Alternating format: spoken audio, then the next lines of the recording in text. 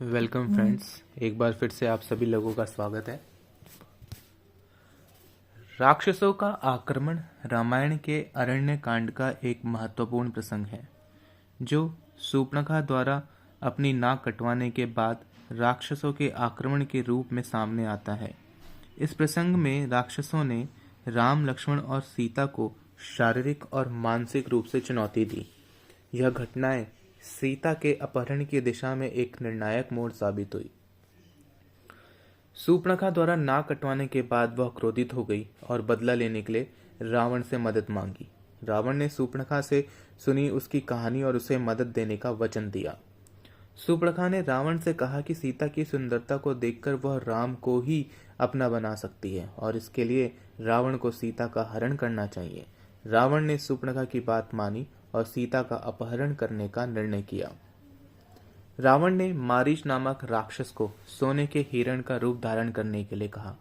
मारीच ने रावण की आज्ञा मानी और सोने के हिरण का रूप धारण किया।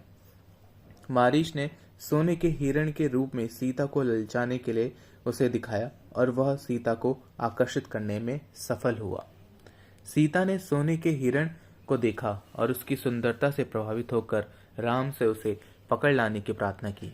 राम ने सीता की इच्छा पूरी करने के लिए हिरण का पीछा किया।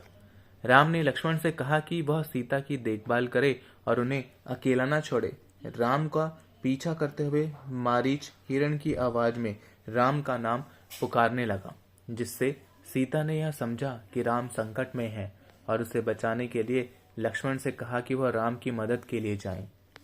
लक्ष्मण ने सीता के आग्रह पर राम की खोज में जाने का निर्णय लिया, लेकिन उसने सीता को एक रेखा, लक्ष्मण रेखा खींचकर यह निर्देश दिया कि वह उस रेखा के बाहर न जाए। जैसे ही लक्ष्मण राम को खोजने गया, रावण ने सीता का अपहरण करने का अवसर पाया। रावण ने अपने राक्षसों के साथ सीता को अपहरण करने के लिए आक्रमण किया। वह सीता के पास गया और उसे धमकी दी थी कि वह उसके साथ चले। सीता ने रावण के प्रस्ताव को ठुकरा दिया और उसे अपने प्रति राम के प्रति अपनी निष्ठा का एहसास कराया। रावण ने अपनी शक्ति से सीता का बलात्कृत किया और उसे अपने पुष्पक विमान से बिठाकर लंका की ओर ले गया। राम का यह प्रसंग रामायण में के एक महत्वपूर्ण मोड़ का रूप में सामने आता है। सीता का अपहरण राक्षसों के आक्रमण का परिणाम था और यह घटना राम की यात्रा में एक महत्वपूर्ण चरण का आरंभ करती है। राक्षसों के आक्रमण ने राम के जीवन के उद्देश्य को और स्पष्ट कर दिया, धर्म की स्थापना और अधर्म का नाश। यह घटना दर्शाती है कि सीता का अपहरण राम और रावण के बीच युद्ध की शुरुआत थी, जो लंका युद्ध के परिणत हुआ। राक्षसों का आक्रमण रामायण की कथा में निर्णायक घटना साबित होती है। शूर्पणखा के प्रतिशोध से रावण ने सीता का अपहरण किया, जो राम के लिए एक बड़े संघर्ष की शुरुआत थी। इस प्रसंग ने राम और रावण के बीच युद्ध के मार्ग को प्रशस्त किया और यह दर्शाया कि धर्म और अधर्म का संघर्ष हमेशा जारी रहता है।